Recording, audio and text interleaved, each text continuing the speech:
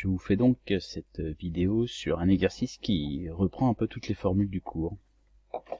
Donc voilà, c'est l'exercice qui est sur le site. Alors, il s'agit, je vous donne 3 points. Il s'agit de calculer le produit scalaire de deux vecteurs de deux façons différentes, en utilisant la formule analytique et en utilisant la définition. Et pour pouvoir extraire la valeur de l'angle. Donc on y va. Alors, premièrement, eh bien, il nous faut les coordonnées du vecteur AB et du vecteur AC. Donc je vous rappelle, les coordonnées du vecteur AB, c'est l'abscisse de B moins l'abscisse de A, l'ordonnée de B moins l'ordonnée de A. Donc je vous fais, on se fait les coordonnées. Alors je mets un peu de détail pour le premier. Donc l'abscisse de B moins l'abscisse de A, donc 1 moins 1. Et puis moins 1 moins 2. Donc les coordonnées de AB sont donc 1 moins moins 1, ça fait 1 plus 1, 2. Moins 1 moins 2, ça fait moins 3. Coordonnées du vecteur AC, on va essayer de le faire directement pour AC. Donc 2 moins 1, 1. Moins 1 moins moins 1, donc moins 1 plus 1. Je viens de me tromper. J'ai fait en fait BC. Donc coordonnées du vecteur AC. 2 moins moins 1. Moins 1 moins 2, moins 3. D'accord? 2 moins moins 1. Et puis moins 1 moins 2. Donc une fois qu'on a nos coordonnées de vecteurs, on peut calculer le produit scalaire entre les deux. Alors AB scalaire AC. Donc la formule du cours nous dit que c'est l'abscisse de AB fois l'abscisse de AC plus l'ordonnée de AB fois l'ordonnée de AC. Donc on a 2 fois 3 plus moins 3 fois moins 3. Ce qui nous fait 6 plus 9, 15. Voilà, alors surtout, on peut l'écrire en couleur peut-être. Je vais utiliser tiens, cette couleur. Elle est jolie. AB scalaire AC, ça nous fait 15. Comme ça, on se le réserve quelque part, parce qu'on va le réutiliser ailleurs. D'accord? AB scalaire AC égale à 15. Allez, deuxième partie.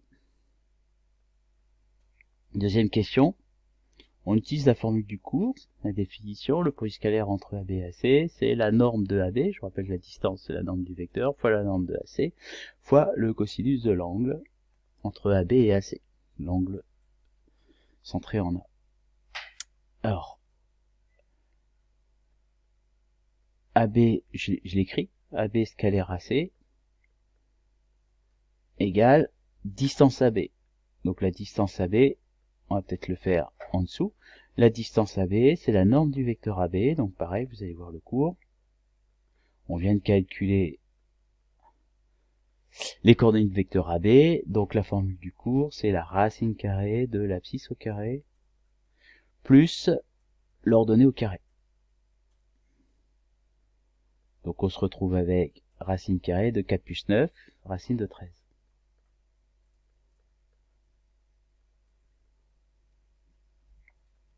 Et deuxième chose, on va avoir besoin de AC. AC, c'est la norme du vecteur AC.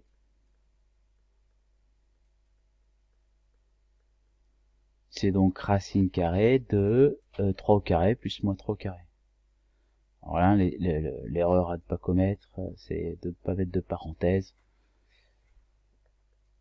Donc on se retrouve avec racine de 9 plus 9, ce qui fait en fait racine de 18.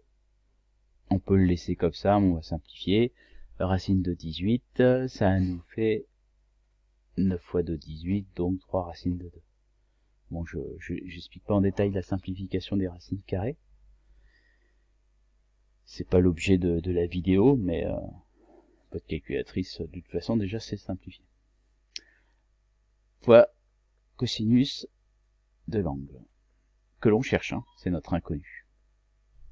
Donc ça nous fait racine de 13, d'accord, fois 3 racines de 2. Vous pouvez le laisser comme ça à la rigueur, hein, si vous trouvez que c'est plus simple pour pas créer d'erreur. Bon après, nous on dirait en maths, ça fait 3 racines de 26.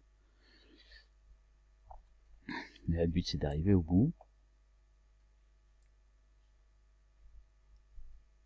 Alors, en déduire la valeur de l'angle. Donc ici, voilà, fois cosinus de l'angle en A de l'angle BAC.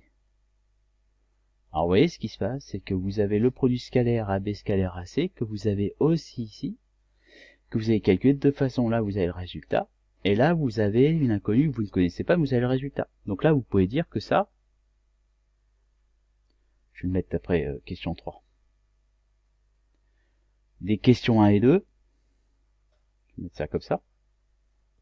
Donc des questions 1 et 2, on peut dire que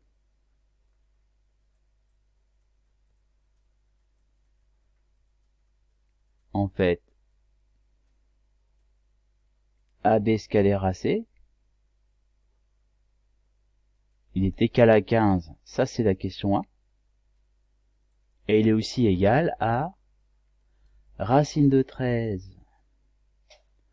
fois 3 racines de 2 fois cosinus de l'angle que l'on cherche.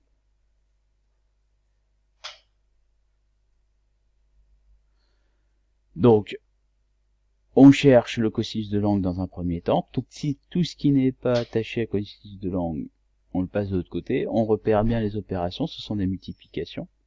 Donc, on se retrouve à avoir cosinus. Alors, je vous rappelle qu'en maths, on peut lire de gauche à droite et de droite à gauche. Donc là, je dis de droite à gauche. On se retrouve à avoir cosinus de l'angle BAC qui est égal à 15 divisé par racine de 13 fois 3 racines de 2. Encore, qui ferait 15 sur 3 racines de 26.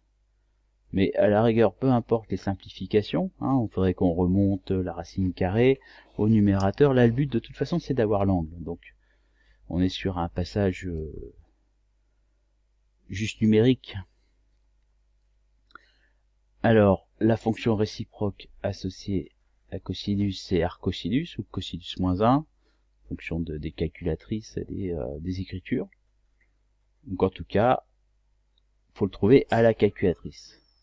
Donc à la calculatrice, vous prenez votre calculatrice et en général, la fonction cosinus moins 1 ou arcosinus est sur la même touche que cosinus. Il y en a une qui est accessible en direct et l'autre qui est accessible avec la commande inverse cosinus ou seconde cosinus, etc. Bon, je me surpose, je vais faire le calcul. Faites de votre côté. Alors, je suis revenu, j'ai donc utilisé la Numworks. Alors, je vous montre, hein, parce que je trouve que c'est une belle calculatrice à avoir sur même son téléphone. Là, je suis allé chercher vous voyez, l'émulateur en ligne.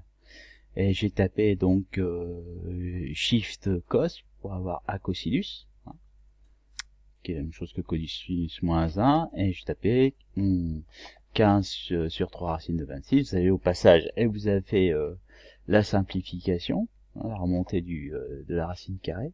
Et donc on trouve 11 degrés. Alors vérifiez bien, là aussi l'erreur à ne pas commettre, c'est d'être bien sûr du mode de fonctionnement de sa calculatrice. Bien vérifier qu'on est en degrés. Donc voilà, 11,3, donc je vais mettre 11 degrés.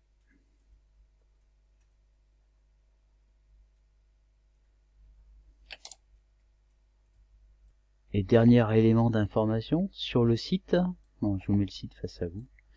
Donc sur le site, vous avez, je vous ai créé ça, donc vous voyez là on est en train de faire cet exercice-là. Vous avez un espace GeoGebra, et notamment vous avez cet espace-là, ici, où vous pouvez déplacer les points à votre convenance.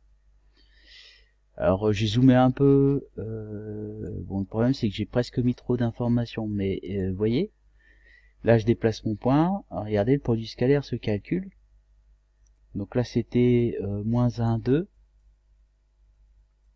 donc moins 1, 2, on se retrouve avec 11,5 degrés. Alors lui il trouve 11,5 au lieu de 11,3, mais il suffit que les points soient pas forcément attaché pile à l'endroit convenu. Vous voyez, le point A, il est pas sur, il est sur -1, mais il n'était pas sur 2. Voilà. Donc 11,3 degrés, j'avais pas vu au départ. Donc voilà, fin de cette vidéo, j'enlève ça, ça je vous conseille de le faire. Donc voilà, un exercice qui prend en charge toutes les formules du cours, les formules qui permettent de calculer les coordonnées d'un vecteur, les formules qui permettent de calculer le produit scalaire de deux façons différentes, le calcul de la norme, et une petite équation avec un petit passage sur l'arc cosinus ou le cosinus -1. Voilà, fin de cette vidéo.